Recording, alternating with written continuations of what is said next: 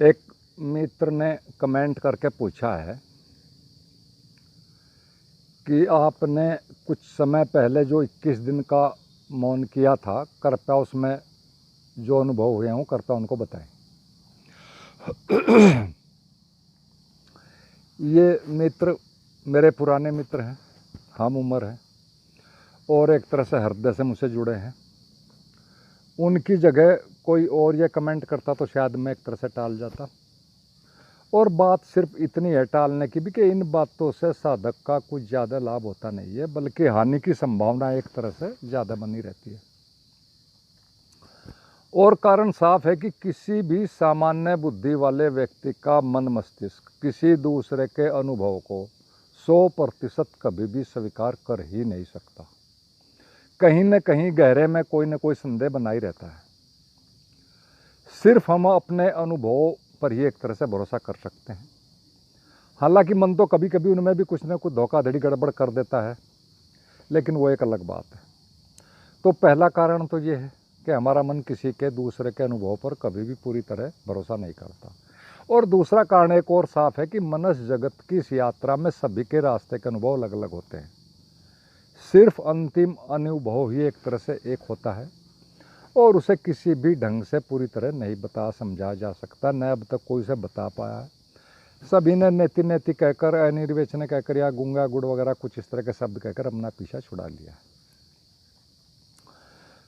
और अगर आप देखना चाहें तो आप सभी बुद्धों के अनुभव पढ़ो, उनकी बातें सुनो, उन पर चिंतन करो, तो आप पहले से भी एक तरह से ज़्यादा कन्फ्यूज हो जाओगे। और अगर ये एक ही दिन करो तो फिर तो पक्का कन्फ्यूज हो जाओगे। वो तो एक अच्छा, एक को आज सुना, एक को कल सुनते हैं, कुछ 4 दिन बाद सुनते हैं, इसलिए बीच में गैप आ जाता है, कुछ ज़्यादा समझ नहीं पाते। एक ही दिन सुनो 2-4 लोगों को, एनलाइटेंड लोगों को, आप पहले से भी ज़्यादा हालत ख़राब हो जाएगी दिमाग। हाँ, इतना ज़रूर है कि कोई जागा हुआ व्यक्ति दूसरे को जगा सकता है, बशर्ते के सामने वाला इस बात का कहो एक तरह से पूरा प्यासा हो, पूरी प्यास हो और उसका पूरा समर्पण भी हो।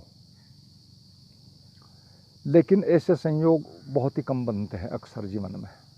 रेयर बातें होते हैं कि दोनों सही स्थिति में हो, और इसी कारण से इन दोनों के सही ना बनने के कारण से ही एक ही साथ अध्यात्म में ज़्यादातर बातें ही चलती हैं।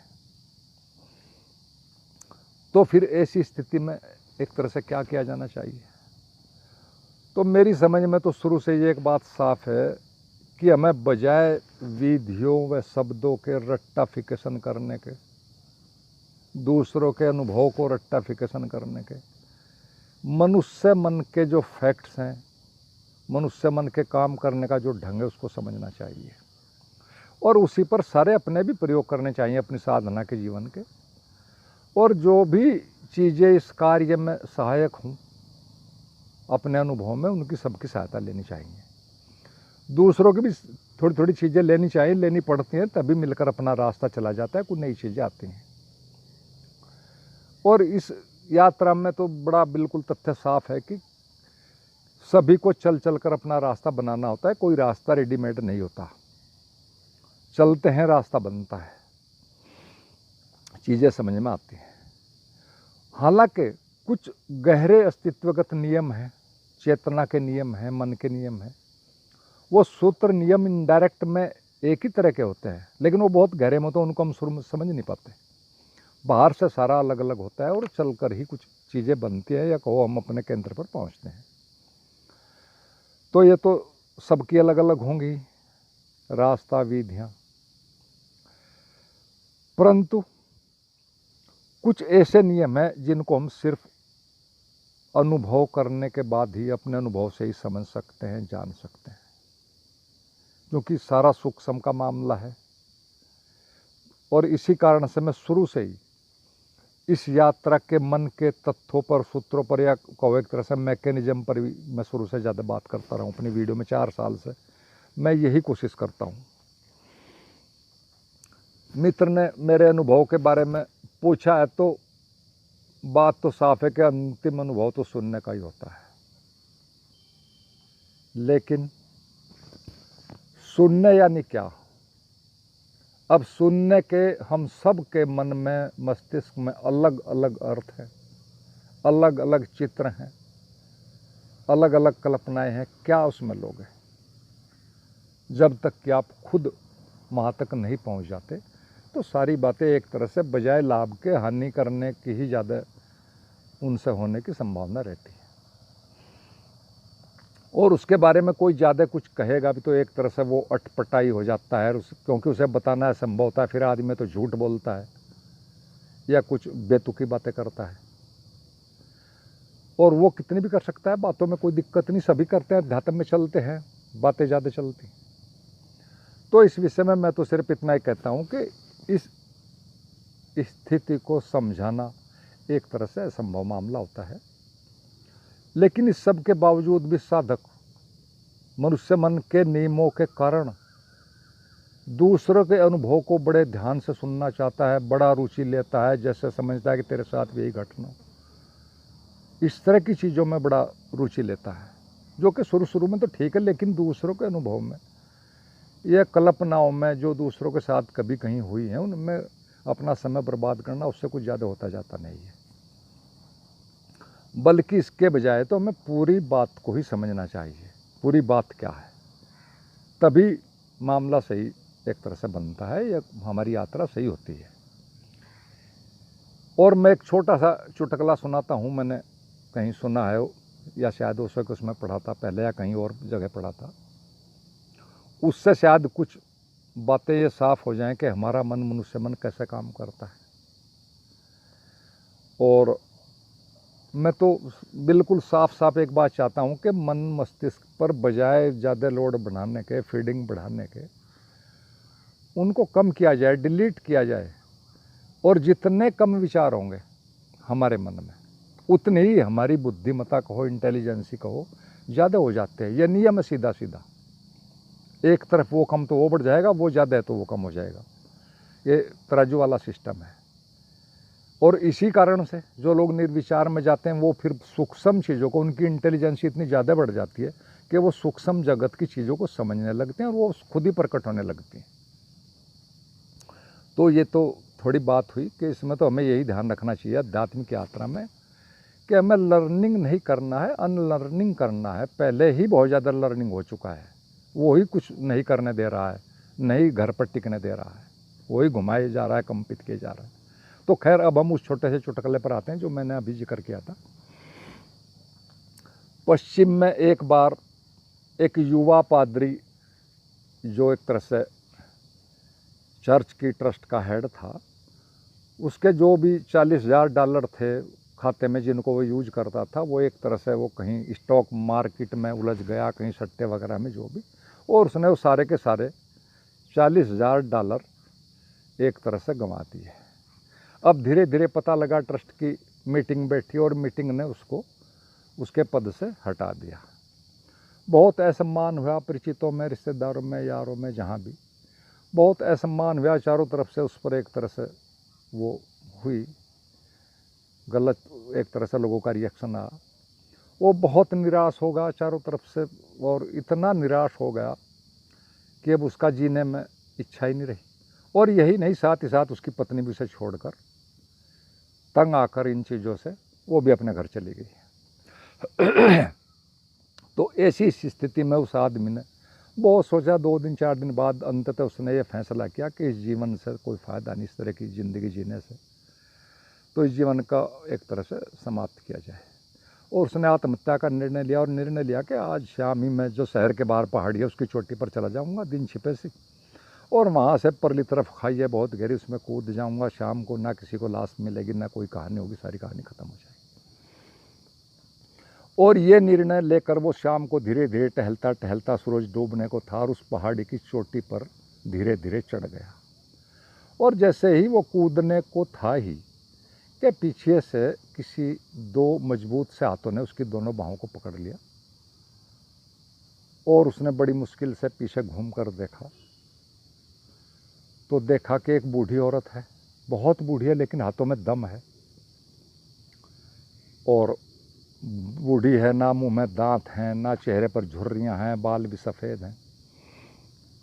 और वो कह रही है कि बेटे तुम क्या करने जा रहे हो। तो वो कहता है कि मैं ऐसा ऐसा मेरी परिस्थिति है, ऐसे ऐसे पैसे खर्च हो गए मुझसे, ये सब छोड़ गए, मैं ट्रस्ट निकाल दिया और मैं आत्महत्या करने जा रहा हूँ, मैं इस तरह की ज़िंदगी अब और नहीं जी सकता। उस बूढ़ी औरत ने कहा कि ये तो कोई भी बात नहीं, इसे तो मैं हल कर दूंगी समस्या को। उसकी आंखों में थोड़ा पादरी की चमक आई। उसने कहा कि तो फिर कर दो, कैसे। उस बुढ़िया ने ऊपर हवा में हाथ हिला, कुछ मंत्र से बुदबुदा, जैसे कैसे भी नाटक किया, और फिर उसने कहा, नीचे हाथ झटका के, लो तुम्हारे अकाउंट में $40,000 आ गए हैं और कल सुबह तुम जाकर निकाल सकते हो। फिर दोबारा फिर कुछ मंत्र पढ़ा ऊपर से और हाथ फिर नीचे को झटका और कहा कि लो तुम्हारी पत्नी भी अपने मायके से तुम्हारे घर के लिए चल दी है, कल पहुंच जाएगी। वो थोड़ा खुश हुआ और उसने, औरत ने कहा बूढ़ी ने कि देखो ये सब कुछ हो चुका है, इसमें कोई दिक्कत नहीं है, ये मेरे लिए, मैं जादूगर नहीं हूँ, ये कोई बड़ी बात नहीं है, मैं तो बड़े बड़े जादू करती हूँ। तो वो बड़ा खुश हुआ, वो चलने लगा। उसने कहा फिर जादूगरनी ने कि देखो बेटा, कोई चीज़ें जीवन में मुफ्त नहीं मिलती, हर चीज़ों की कीमत कोई ना कोई देनी पड़ती है। उस पादरी ने कहा कि मेरे पास तो कुछ देने को है ही नहीं, मैं तो पहले ही भूखा नंगा हूँ। उसने कहा कि नहीं, तुम्हारे पास है और मैं कुछ ज़्यादा ऐसा नहीं मांग रही कि जो तुम्हारे पास ना हो। उसने कहा तो फिर बताओ मुझे क्या करना पड़ेगा। उस बूढ़ी औरत ने सिर्फ इतना ही कहा कि तुम्हें ये जो पहाड़ी के नीचे होटल है, इस रात पूरी रात मेरे साथ प्रेम करते हुए गुजारनी होगी, बस यही शर्त है, सुबह तुम चले जाना, सब तुम्हें ठीक मिलेगा जाते। और वो युवक एक तरह से मरता क्या ना करता, उसने हाँ भर दी और वो फिर पूरी रात होटल के कमरे में है, जैसे भी जो भी हुआ। और फिर सुबह ही वहाँ से उठकर 8 बजे के लगभग जब भी नाश्ते के टेबल पर आए हैं होटल की, बैठे हैं फ्रेश होकर, अब वो जाने वाले हैं दोनों। अब युवक थोड़ा खुश है, तो जैसे ही वो बैठे थे, चाय पी रहे थे, तो उस बूढ़ी औरत ने कहा कि बेटे मुझे एक बात तो बताओ, तुम्हारी उम्र कितनी है। उस पादरी ने कहा कि जी 40 वर्ष। उस बुढ़िया ने कहा कि बेटे क्या तुम्हें आज तक ये भी पता नहीं कि जादूगर होते ही नहीं। अब उस बेचारे की हालत जो हो सकती है वो आप समझ सकते हैं। तो खैर ये तो चुटकला हुआ या वास्तविकता थी, क्या थी, मैंने पढ़ी, आपको सुना दी। इस चुटकले से 2 बातें तो बिल्कुल साफ होती हैं, और ये चुटकला सच भी हो सकता है, इसमें कुछ बड़ी बात नहीं है। पहली बात तो साफ होती है कि कुछ लोग ऐसे होते हैं इस दुनिया में कि वो मरते हुए आदमी का भी शोषण करने से नहीं चूकते हैं। अभी कोरोना काल में भी ऐसे कुछ केस बहुत आए हैं इंटरनेट पर, जिनको प्रथम दृष्टा देखने से ही ये साफ होता है कि बिल्कुल ये गलत हुआ है, इनका शोषण हुआ है जरूरत से ज़्यादा। और एक और दूसरी बात इससे निकल कर ये आती है इस चुटकुले से कि मनुष्य मन कभी भी आशा का सहारा नहीं छोड़ सकता किसी भी परिस्थिति में। आशा मनुष्य मन की एक बड़ी ही आधारभूत स्थिति है, मन उसी के हिसाब से चलता है। एक तरफ तो हम देखते हैं कि आशा के बिना जीवन नहीं चल सकता, न चलता है। आशा है तो बासा है का सिद्धांत हम सब जानते हैं, उस पर ही आदमी कुछ करता है। लेकिन जीवन तो सच में बड़ा ही जटिल है, उसके अपने नियम चलते हैं। इस ब्रह्मांड में आप अगर देखो तो एक ही चीज़ एक समय पर अमृत होती है, वही दूसरे समय पर दूसरी स्थिति में वही चीज़ जहर बन जाती है।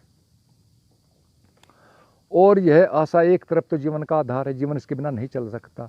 और यही आशा किसी प्रौढ़ मन मस्तिष्क वाले व्यक्ति के लिए जो आत्मज्ञान कर रही हो, यही उसके लिए सबसे बड़ी बाधा बन जाती है, क्योंकि यही तो मन का आधार है, मन तो इसके बिना चल ही नहीं सकता। तो इसे तो वह हर हाल में बचाए ही रखता है, चाहे उसे कुछ भी करना पड़े। और आशा का अर्थ क्या होता है हम सब जानते हैं, आशा का अर्थ ही भविष्य होता है। भविष्य में ही सारी आशाएं पूरी होती हैं, सारी कल्पनाएं पूरी होती हैं। और असली बात है कि हमारे लिए सच में भविष्य ही बाधा है, अतीत बाधा नहीं है। हमारा मन गहरे में जानता है कि अतीत में कुछ नहीं किया जा सकता, भले ही वो उलझ भी जाता हो, लेकिन उसे पता है कि वहाँ भी कुछ नहीं हो सकता। बहुत इंटेलिजेंट होता है मन, और सारी चीज़ें उसकी भविष्य में होती हैं। और भविष्य का आधार होता है आशा। और एक सत्य के साधक के लिए आशा का कोई मतलब नहीं होती। आशा ही उसके भटकाने की, उसको वापस संसार में उलझाने की एकमात्र चीज होती है। और मन की सारी वासनाओं को एक तरह से योजनाओं के पूरी होने की एक काल्पनिक दुनिया होती है जो सारी आशा पर ही टिकी होती है। और यही आशा आदमी को हमेशा रहती है कि कभी भी भविष्य में कुछ न कुछ जरूर होगा। और यही आशा हमें अपने पर नहीं टिकने देती और हम हमेशा चलते रहते हैं, हमेशा अपने से बाहर ही रहते हैं। इस तरीके से या उस तरीके से हम कुछ भी करें, इससे कोई फर्क नहीं पड़ता। अध्यात्म की आशाएं हैं या संसारिक जीवन की आशाएं। तो मैं तो मूल बात पर आता हूँ एक तरह से कि ये चुटकला मैंने आपको क्यों कहा है। मैं इसके द्वारा सिर्फ इतना ही कहना चाहता हूँ कि हमारा मन बौद्धिक रूप से सब सही गलत को जानते हुए भी रोज रोज नई नई बातों को, अच्छे होने के, बेहतरीन होने के झूठे सपने हमें दिखाता रहता है कि कहीं वहाँ अच्छी चीज़ें हैं। दूर के जो एक तरह से कहते हैं ढोल सुहावने हमें लगते ही रहते हैं, दूसरों में ही उलझ जाता है। हमें रोज रोज नई चीज़ों में हमें उलझाता ही रहता है। और कारण क्या होता है? सिर्फ आशा। हमें ये हमेशा अध्यात्म में भी रहता है कि अचानक कोई न कोई नई विधि आ जाएगी, सब काम एकदम से कर देगी, कोई गुरु दूसरा सब कर देगा, या अपना ही गुरु कुछ हाथ रख देगा, उससे हो जाएगा। और ये जो नए नए की इच्छा है रोज रोज, ये सारी मन के आधार है। नए को ढूंढना, रोज रोज आशाओं पर चलते रहना। हम हमेशा सब अध्यात्म वाले अंदर गहरे में कहीं यही चाहते रहते हैं कि किसके छूने से सब हो जाएगा। यानी आशा जारी रखती है कि कोई ना कोई चमत्कार कहीं ना कहीं कभी न कभी होगा। और बात सिर्फ इतने, मन का एक तीसरा नियम गहरे में काम करता है कि हम अपने कंफर्ट जोन से बाहर आना ही नहीं चाहते। मैं रोज़ देखता हूँ, 4 साल से ये चैनल चला रहा हूँ, मेरे पुराने बहुत मित्र हैं, उसको सन्यासी में नए लोग काफ़ी जुड़े हैं बहुत। वो उनमें कितने ही लोग हैं मेरी वीडियोज़ खूब देखते हैं, कमेंट भी करते हैं। ओशो के पुराने सन्यासी हैं और मुझ पर ही सदगुरु की ईसा फाउंडेशन वालों की वीडियोज़ भेजते रहते हैं, रविशंकर जी की, ब्रह्म कुमारी की वीडियो भेजते रहते हैं। अब किस तरह का वो कम्बिनेशन बनाना चाह रहे हैं ओशो का, रविशंकर का या सदगुरु का, मेरी समझ में तो आता नहीं। हनुमान तक की वीडियोज़ भेज देते हैं, देवी देवताओं की। अब वो क्या उन्होंने ओशो से सीखा है, क्या कम्बिनेशन बना रहे हैं, कुछ समझ में नहीं आता। ओशो को पढ़ने सुनने के बाद भी अगर आदमी की समझ में एक बात नहीं आई कि सिर्फ और सिर्फ एकमात्र जो भी चमत्कार है वो तुम हो, या कहो तुम्हारे अंदर है, बाहर कहीं कुछ भी नहीं है, अगर इतनी भी बात ओशो को पढ़ने के बाद समझ में नहीं आई तो फिर क्या फ़ायदा ओशो को पढ़ने से। वो अलग बात है कि सबकी यात्राएं फिर आगे चलती हैं, लेकिन हमें मूल बात तो साफ होनी चाहिए कि जो भी हैं हम हैं, हमारे अंदर है, सब यहीं सोना है। क्यों दूसरों में जुड़ना, क्यों देवी देवताओं में भटकना, उनमें सारे मन के निर्माण है, मनुष्य की ईजाद है, सारे भगवान, सारे देवी देवता, सब कुछ। तो खैर, जो मित्रों ने कहा था, मित्र ने कमेंट किया था, मैंने कहा जैसा मैं कह सकता हूँ। आपने सुना, आपका हृदय से धन्यवाद। और अंत में सभी मित्रों को मेरा प्रणाम। आप चाहे तो ये मैं वीडियो ज़्यादा लंबे नहीं करना चाहता, इसका एक पार्ट 2 भी मैं चाहता हूँ, अगर डल जाए तो और अच्छा होगा। मन के ऊपर ही अगर आप लोग कमेंट करोगे तो मैं उसको भी डाल दूँगा।